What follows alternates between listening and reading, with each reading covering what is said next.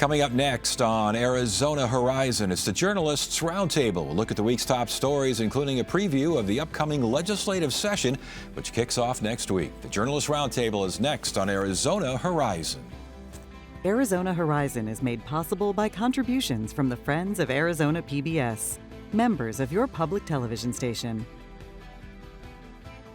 Good evening and welcome to Arizona Horizon. I'm Ted Simons. It's Friday, and that means it's time for the Journalists Roundtable. And joining us tonight, Mark Brody from KJZZ Radio, Jessica Boehm from Axios Phoenix, and Jim Small of the Arizona Mirror. Panel, good to have you all here. Thank you so much for joining us. Mark, we're going to start with you. We've got a whole new session coming up next week. Yeah. What are you thinking? What are you looking at? Well, I mean, it is an election year, so the conventional wisdom is that lawmakers want to get out early so they can get back on the campaign trail and start collecting campaign donations again, which they cannot do during the session. But, you know, there's a lot of big issues that have to be dealt with. I mean, the budget is going to be a big one. The state is not in tremendous financial situation.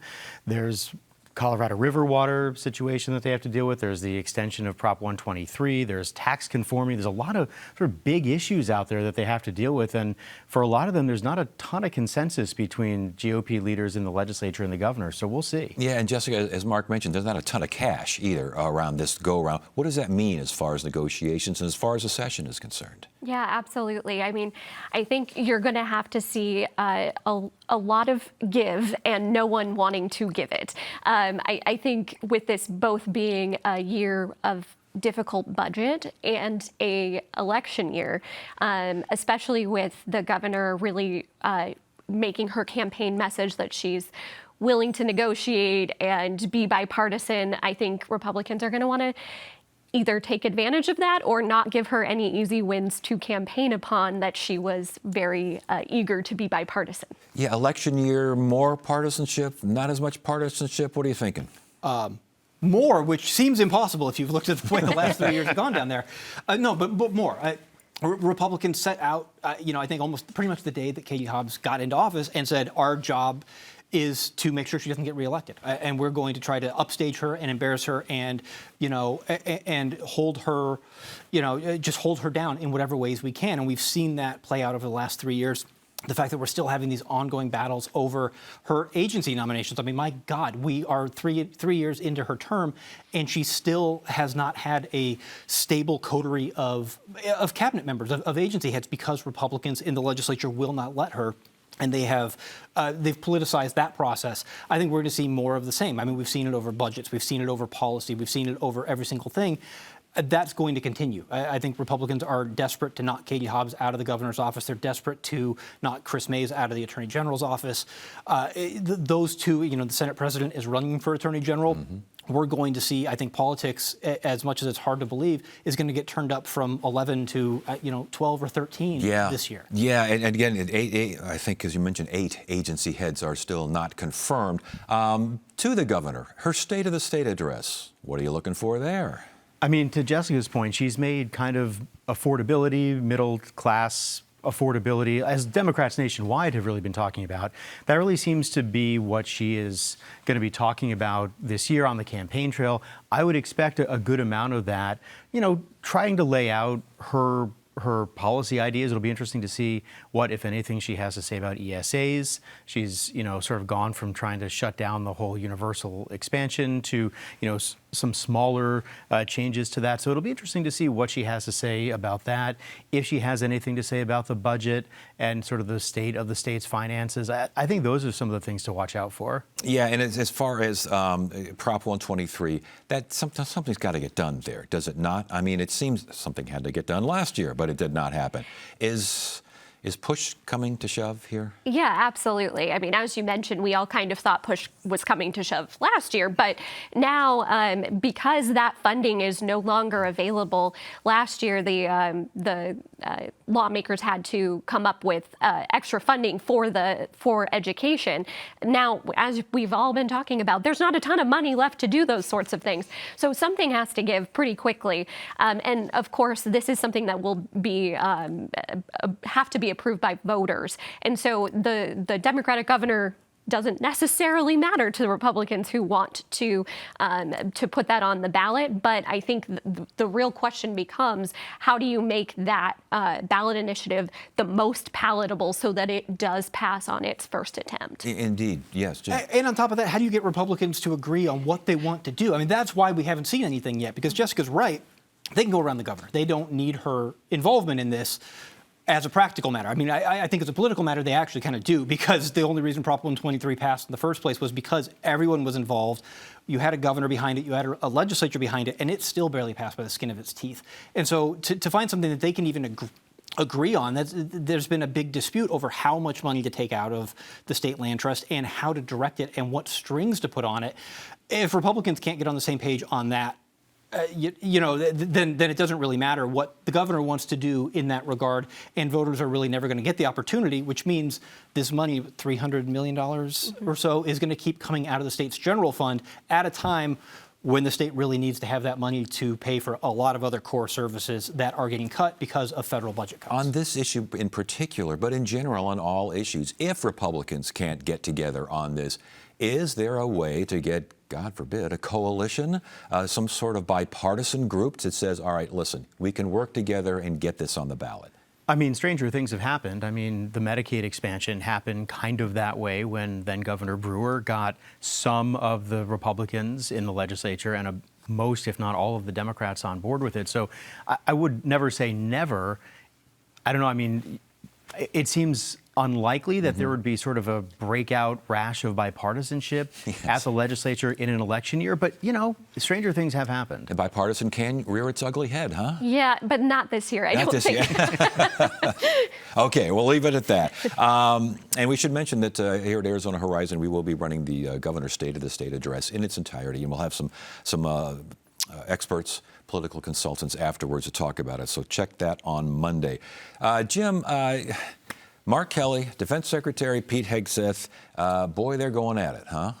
Well, they are, and I mean, let's spin this in a really good way. I guess Mark Kelly's not going to get court-martialed, right? I mean, that was the original threat, was we're going to court-martial him. What ended up happening was the Secretary of Defense announced that they were going to go after Mark Kelly's rank and try to demote him after he's been retired from the Navy for a number of years, and in turn also go after his pension benefits as a result of that. And this all stems from, of course, last fall, Mark Kelly was one of, I want to say, 7 or 8 Democratic military veterans who put together, who are in Congress, who put together a video that basically sought to remind troops, hey, you have a duty to not follow any illegal orders that might come down from your command.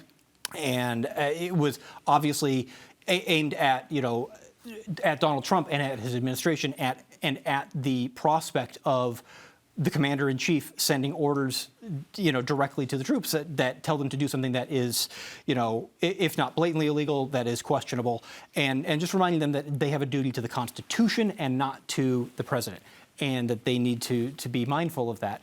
And that outraged Trump, it outraged Hegseth, and they have, they've spent a couple of months looking for a way to go after Mark Kelly in particular. Yeah, and this administrative action obviously is different than legal action, although Hegseth did threaten legal action. But these are things that the defense secretary himself said before he was the defense secretary. And that is a point that Mark Kelly is making a lot right now, that, these are things, A, that are factually and legally true, that are in the sort of the Defense Department manual, and that the defense secretary himself has said at least once, if not more, without incident. So, that's sort of Mark Kelly's defense. And, he keeps saying, I'm going to fight this. They're not going to shut me up. I'm going to fight this with everything I have. So, there's a process now, like a 30 to 45 day period. He can appeal this. It'll be interesting to see what that, what his response to this looks like, and then what happens after that. But yeah, I mean, we're going to continue to be talking about this for at least a little while. Jessica, what does this, if we're going to continue talking about it, the nation will be continuing to talk about it, and that means they're talking about Mark Kelly. What does this do to his political profile? Well, that's certainly been the question. There's it's no secret that both of our U.S. senators have been floated as potential presidential candidates, and this certainly keeps him in a national spotlight. I think the one thing I am really watching, I got a chance to talk to a lot of military attorneys this week that handle this very specific area of administrative law. The two things they're telling me: one, the fact that he wasn't court-martialed is significant. There is a very high burden of proof for that. It would appear that the defense secretary could not meet that.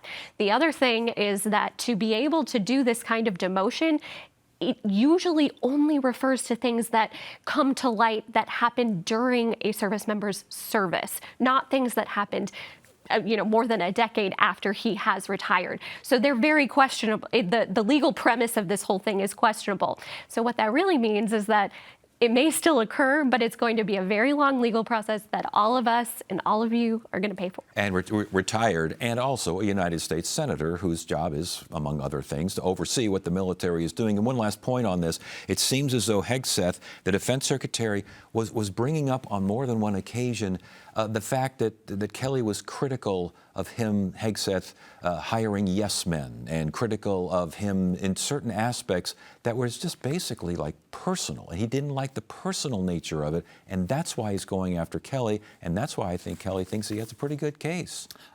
Well, yes, I think all of that seems to be true, right? I mean, I think as we've seen, we saw through Trump 1, and now we're seeing through Trump 2. I mean, I think that it is an administration that is incredibly thin-skinned and really does react viscerally to, and takes personal attacks and takes things as personal affronts.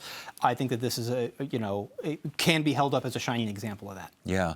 Mark, let's talk about ICE. As a story out of Bulwark, which is, of course, a news site, political news site as well, saying that Phoenix could be the next focus for ICE and apprehensions and detentions and immigration actions. This report happened prior to what happened in Minneapolis, and now it's going on up in Portland. What do you make of all this? Well, I mean, I will say that it is from an online site that cited as sources a number of anonymous sources, people who had worked, I believe, for DHS, who are not working there anymore, but are still connected or communicate with former colleagues who work there. So whatever you think of anonymous sourcing, take that. That's just who was sourcing there. I mean, it will be interesting to see. I mean, it seems like Phoenix would be kind of a natural target for the Trump administration to send ICE to. I mean, it's a border state run by a Democratic governor, Phoenix run by a Democratic mayor. It seems like the kind of place that Trump would send ICE, and frankly, to some people, it's a little surprising that he hasn't yet. Well, and not to the same degree that he's sent to obviously Chicago and Los Angeles and Minneapolis. And there's also talk in this story about increased detention facilities, maybe a massive warehouse, as they call it, in Glendale. I mean, this would be quite, as Mark mentioned, some people think this makes sense. You're at the border, you're right there. It sounds, according to this story, that they're in the process of working this out. Yeah, that is definitely what those folks had made clear, was that this is not only going to be a place where they're going to increase the visible presence of ICE, but actually have these detention facilities expanded, I believe, also in Pinal County. And so it'll be interesting. I think, to Mark's point, whether this does or doesn't happen, a lot of people are surprised it hasn't yet. And I know that a lot of people on the ground in cities locally have told me that they, have been preparing for this, going into this election year. Like, it seems like it's only a matter of time. Yeah, and Jim, there was an ICE raid, I believe, at a Home Depot at 36th Street in Thomas. A couple of people were arrested there, but there was a lot of fleeing, a lot of chaos, and that sort of. Has it already begun? I think there's a difference between ICE doing its work, and even its stepped up work, which we've seen over the past year here, in a more public fashion, versus the kind of where they descend kind of the whole operation, and they really kind of blitz into a city, which we saw in Chicago and LA and Minneapolis and New Orleans and other places across the country, where they've just kind of they kind of, pack up the tent and they go and they show up in a place and they spend a week or two on the ground with a really kind of like a saturation patrols, and they go after folks. And Phoenix does seem like at some point we're gonna, it's gonna roll through town, and we're gonna have to see it, and these communities are gonna have to deal with the effects of that, and the communities as a whole are gonna have to deal with the effects of it, as we've seen in Portland and in Chicago and in Minneapolis. Yeah, political impact, Mark. What do you think as far as state? I mean, Andy Biggs, is this something he's welcoming? Is this something he's saying hold off a little bit on? What do you think?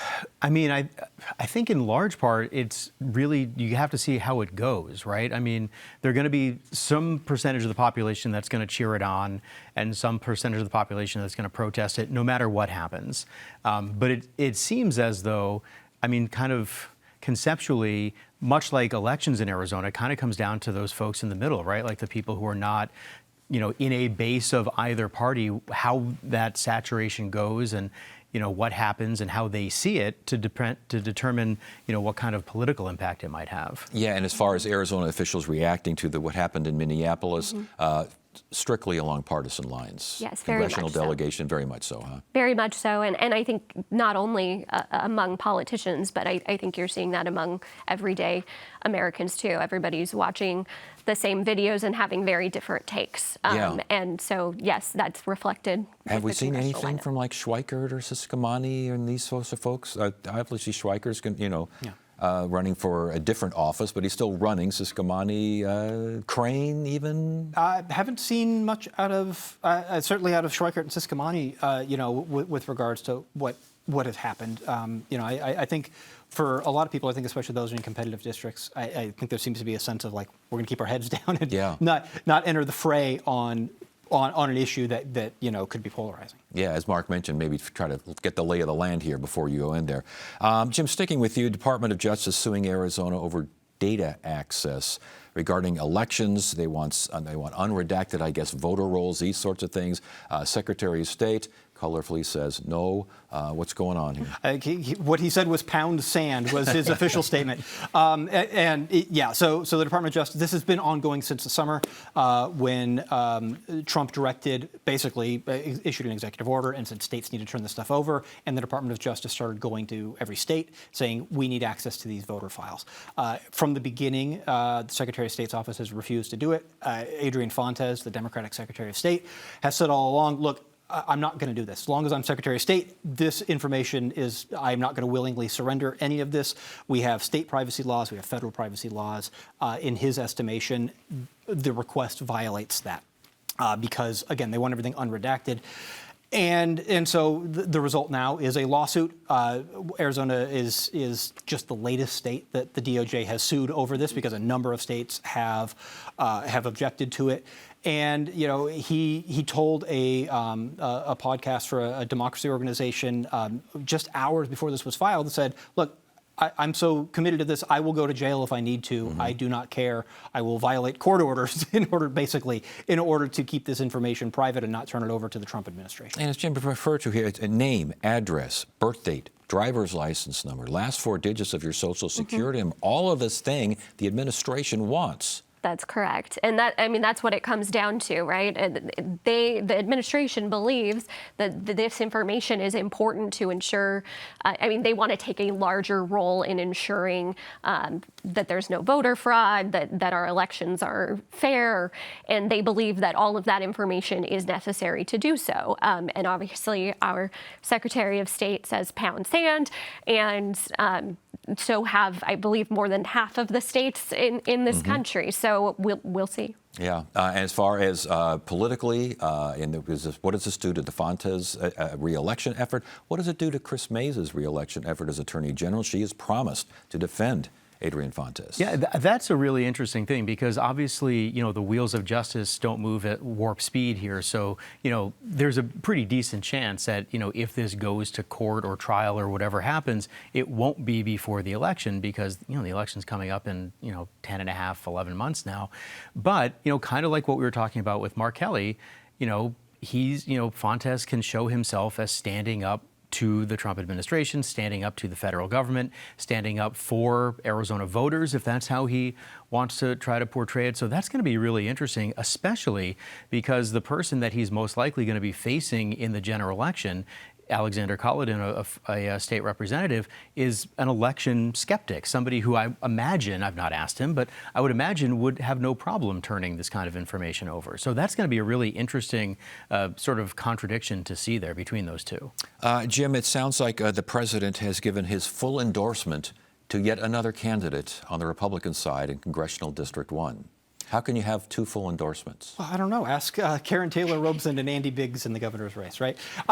Because this is something that Trump has done before. He's apparently going to keep doing, which is, I like this person, I'm going to endorse them. And, oh, I've already endorsed them. Well, I like them both. And so, it's something of a way of hedging his bets, I guess, right? Like it makes it a little bit more likely, and maybe dramatically more likely, that his chosen candidate is going to get through the primary and wind up in the general and and then he'll be able to claim victory. Is Jay Feely going to get through this over Gina Swoboda, again on the Republican side? Tough to say. I think we're still really early in this campaign. Neither of them have been particularly active out there. I think they're all still kind of setting the stage for their campaigns.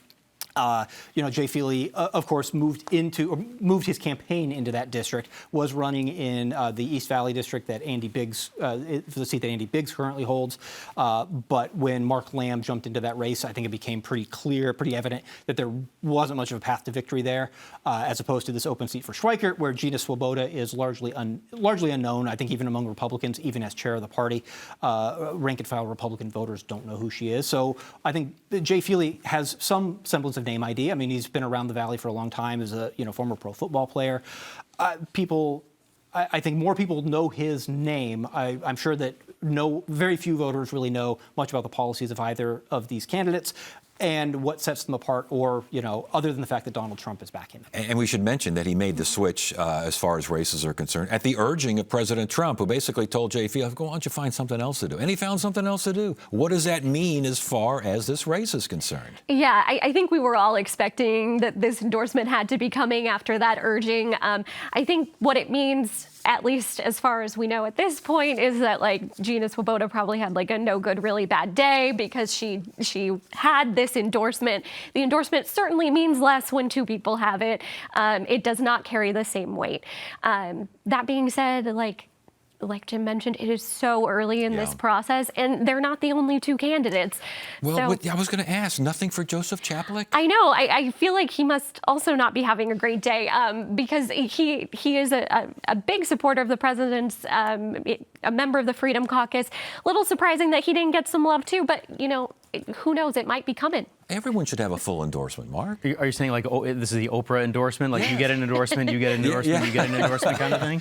What do Democrats think about that? Because the Democrats have their own situation on their side. They're going to have a rock'em sock'em primary. Looks like Republicans are as well. Yeah, Democrats, I don't even know off the top of my head how many candidates are in that primary on the Democratic side. It is a fair number of them, including a couple of them who ran 2 years ago, including Amish Shah, who won that nomination, Marlene Galan-Woods, who did not win the nomination, but both ran last cycle. So, I mean, these are going to be two really, really interesting primaries in one of the more competitive and potentially interesting districts in the whole country. And a lot of money, Jim. A lot of money going to go in that one. A lot of outside money is absolutely going to flow into that. It is, like Mark said, one of the most competitive districts in the country, one that Democrats have sought for a long time and have just not been able to get over the hump on David Schweikert.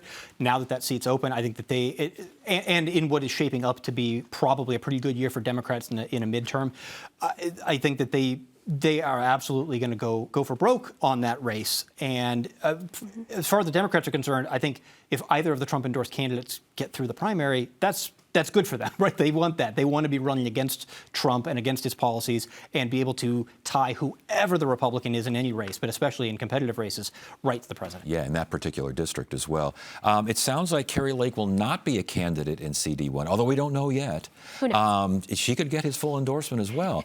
But she purchased a condo in Davenport, Iowa. Why is that making news? Well, everybody's been wondering what's next for Kari Lake, and now the question is what's next in Iowa?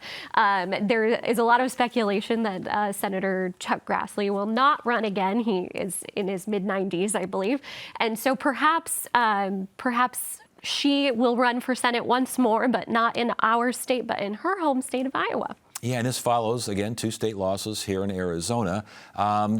She's born and raised in Iowa. It's not like it's some strange country to her. No. But are they strangers to her? That's a really good question. I mean, she has spent time there campaigning and sort of, talking to folks in Iowa. I mean, it's worth noting that while I am loath to, assign motive to people that I don't really know, it's worth noting there is a governor's race there this year. There's a U.S. Senate race. Joni Ernst is not running for re-election, I believe. So there are races to be run there. This also could just be she wants to be closer to family. I mean, who really knows? Yeah, does she have a better political future in Iowa than she does in Arizona, Jim? Well, certainly in a general election, I would say probably, right? Iowa looks more now like what Arizona did maybe a decade ago, where if you're a Republican, you get on a statewide ballot, almost certainly you're going to win. And that's generally the case, I think, in Iowa. And what the primary looks like, I don't know. I'm not that well versed on Iowan Republican politics, but certainly if you get through the general, Arizona's a purple state, and and we have been trending purple for the last 10, 15 years, and I think we are right now in the middle of that battleground.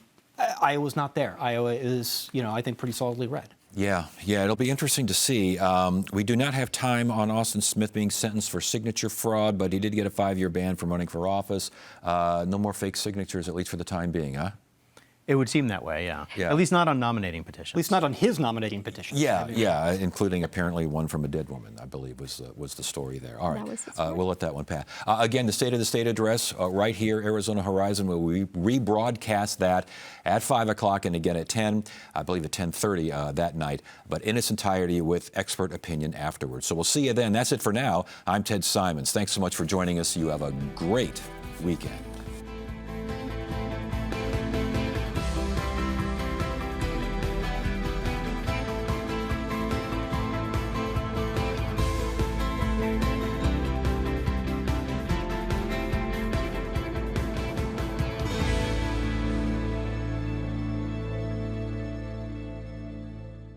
When you want to be more inspired, Arizona PBS delivers unforgettable experiences in music, theater, and the arts. Thanks to members like you,